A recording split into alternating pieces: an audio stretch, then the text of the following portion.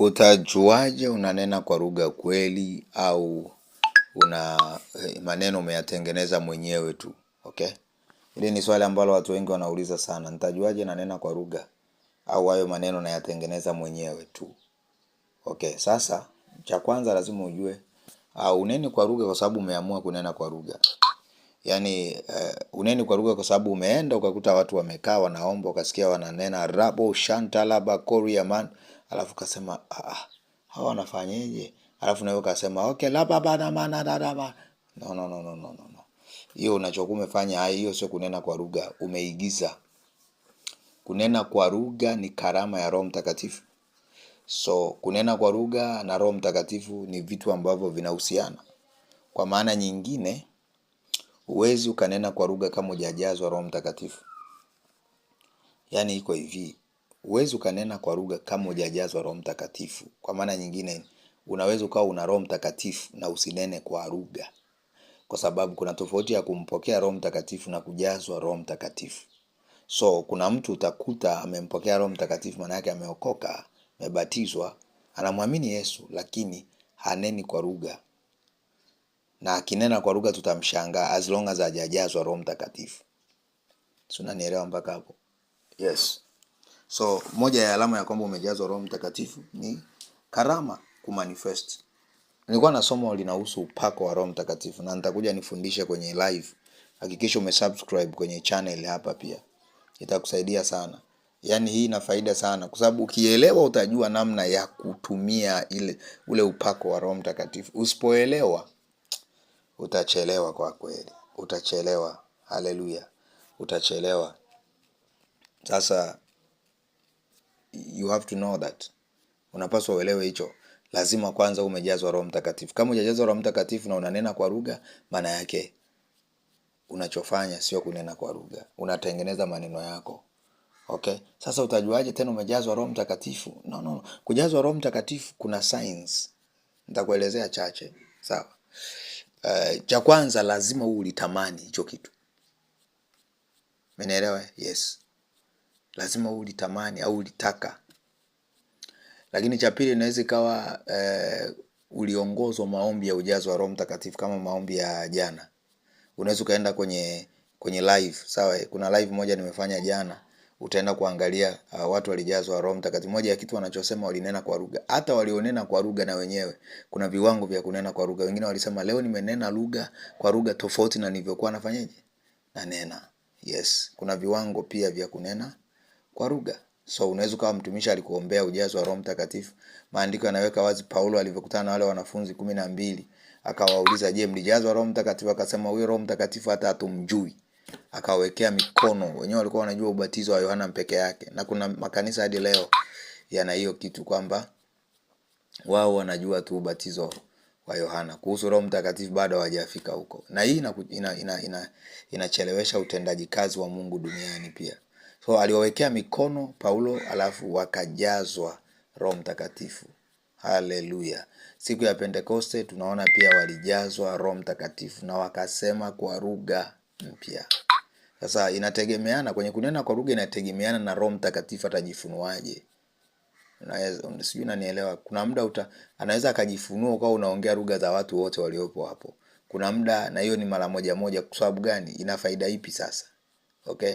Yes, siku ya Pentekoste Roho wa Mungu alijifunua kwa namna hiyo. Why? Alitaka kila mmoja asikie, lakini adhihirishe kwamba hawa watu kilichotokea hapa sio kitu cha kawaida. Ni Mungu mwenyewe anahusika. Why? Alitaka kuinua imani za watu. Ndio maana waliokoka watu 3,000 siku moja. Okay?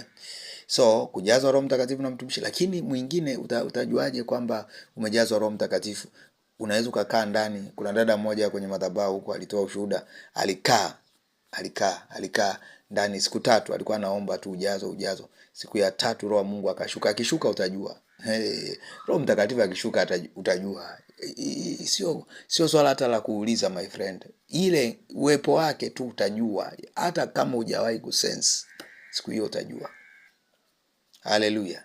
Kuna nguvu itashuka utajua. Yaani wananielewa ambao wamepata hiyo neema. Sawa? Yes. So utajua tu kwamba ameshuka. So kuna nguvu zinakuja, kuna namna. Sasa kwenye akishashuka, hata kama uko chumbani kwako, utaona kuna nguvu inakuja either kwenye ulimi.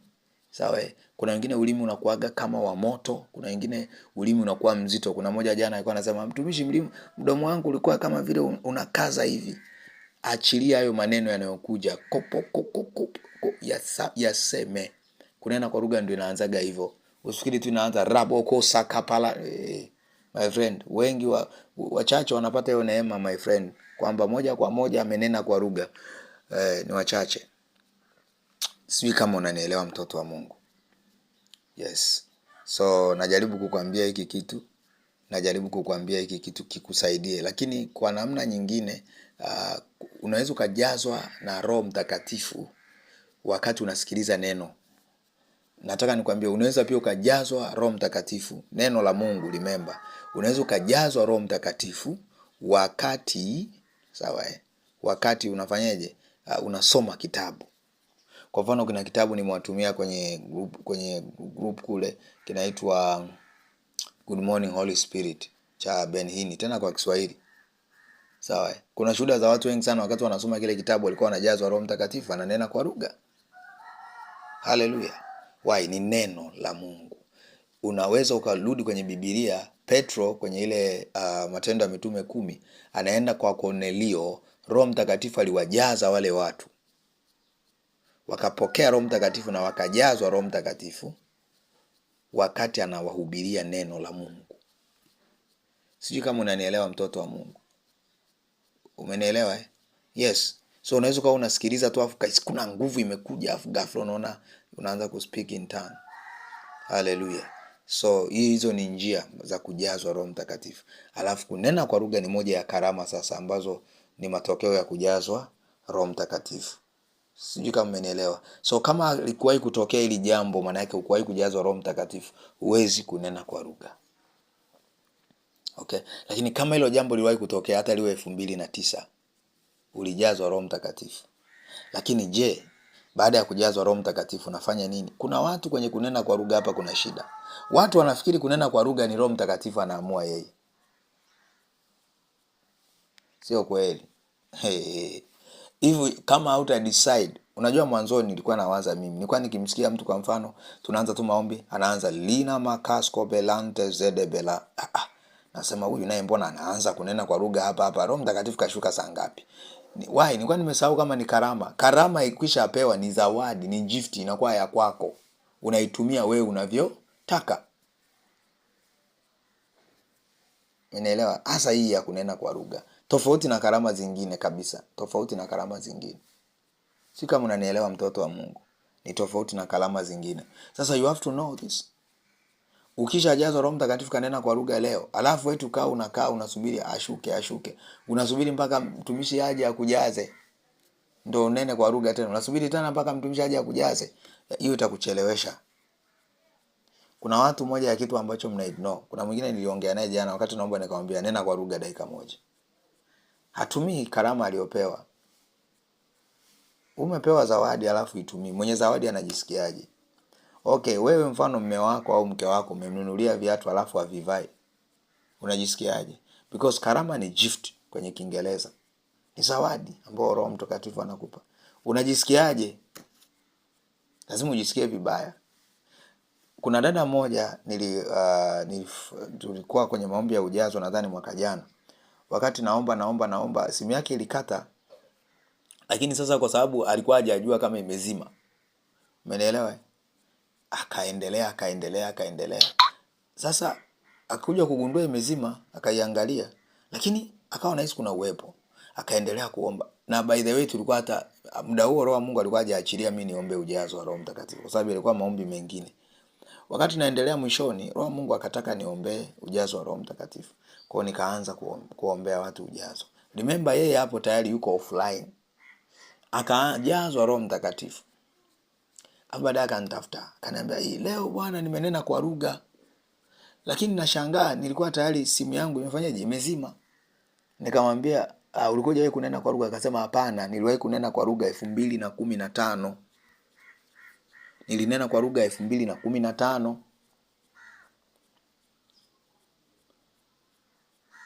Nikamwambia ilitokea nini? Kulikuwa na maombi tu siku hiyo, mtumishi mmoja alituombea nikanena kwa lugha.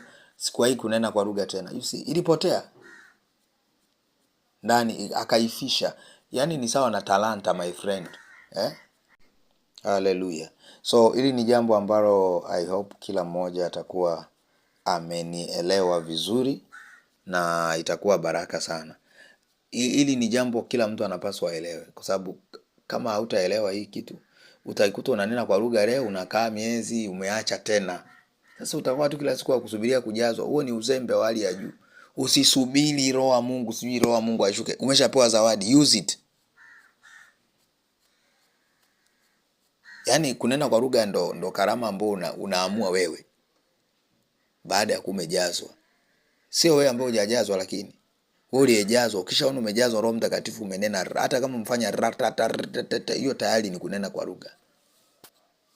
Do you understand? Yes, then use it. Anza kuitumia. Kama hujawahi kujazwa Roho Mtakatifu au kubatizwa Roho Mtakatifu, maana yake huwezi kunena kwa lugha. Nenda ukasikilize hayo maombi kwenye live hapa YouTube, channel ya Frank Bwenge. Kuna sehemu kuna nani moja imeandikwa kupokea nguvu za Roho Mtakatifu. Kuna maombi ya ujazo wa Roho Mtakatifu hapo.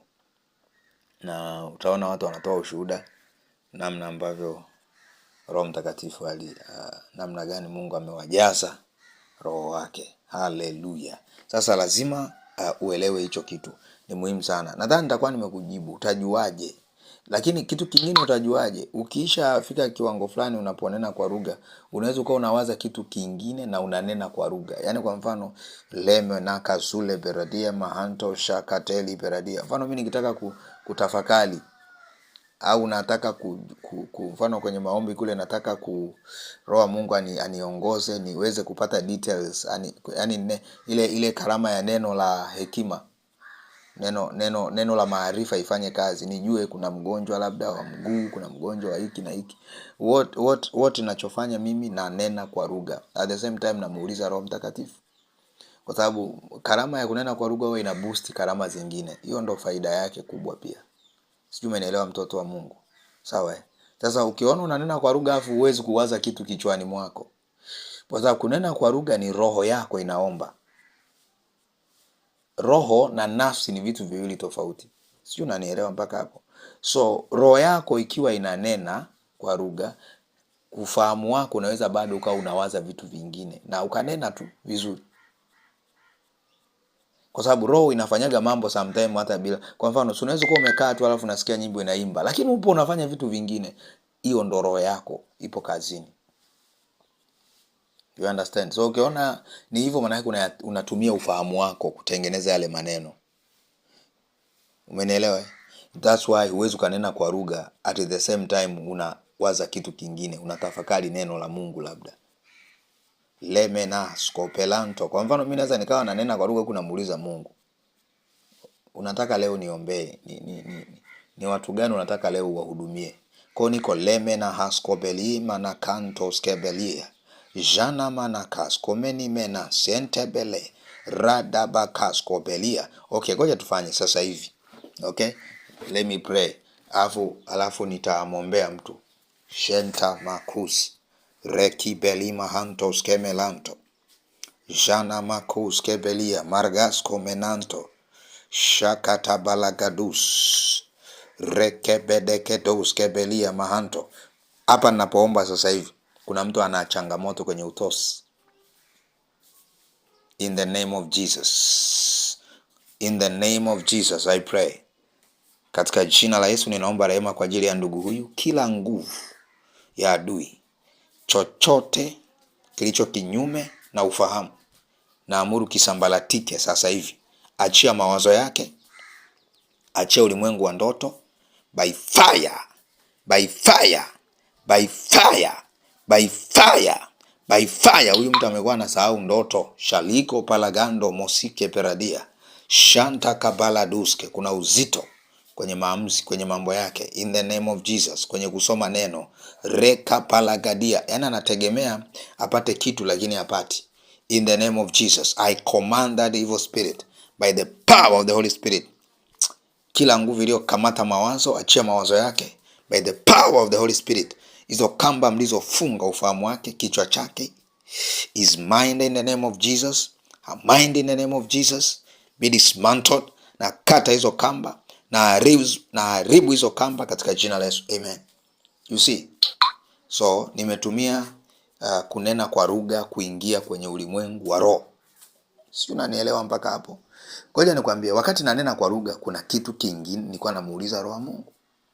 Watch, niombe, ni mtu gani yani kuna mtu gani atasikiliza. Unajua kuna watu wanawaza hii because ni recorded, wanafikiri kwamba ulimwengu wa roho una muda. Yani maana yake ni roho wa Mungu anaweza kunionyesha kitu ambacho yani anajua kwamba utakuja kuangalia muda fulani. Umenielewa eh? He knows. Watu wengi hawajui hicho. Kuna dada mmoja aliwahi kufunguliwa na vipele. Ilikuwa anafanya huduma hivi. Wakati naomba roho Mungu akataka niombe vipele. So lakini ilikuwa recorded. Okay? Yes. So lazima mjue ulimwengu wa roho hauna muda. Nikipata neema nikaingia kwenye ulimwengu wa roho, nitakachokiombea hakina muda. Hata nguvu zake hazitakuwa na muda. Eti kwamba zina expire. Ukija kusikiliza kesho hamna nguvu. No, nguvu iko pale pale. Haleluya. Nadhani nimeelezea kitu kizuri sana na nimeongezea vitu vingine vya kukusaidia wewe. Kunena kwa lugha tunatofautiana. Unapoingia kwenye ulimwengu wa roho nitafundisha nyenzo za kuingia katika ulimwengu wa roho. Sawa eh? Mambo ya kufanya ili uingie kwenye ulimwengu. Moja ya njia ni kunena kwa lugha. Na kila mmoja ana ya kwake. Lazima uitafute ya kwako ni ipi. Umenielewa eh? Kuna mwingine nyimbo ya kuabudu ndio inamuingiza kwenye ulimwengu wa roho huko. Nasi vitu vingi zaidi. Mwingine akiacha tu kusoma Biblia, rafiki yangu, anaacha na kuona maono. Tunatofautiana. Haleluya. Mimi naitwa Frank Bwenge. Hakikisha umesubscribe hapa kwa sababu utajifunza vitu vingi sana ambavyo Roho Mtakatifu atakuwa anaachilia, lakini usiache kushare kwa watu wengine. Share kwa watu wajifunze kwa sababu kuna vitu vingi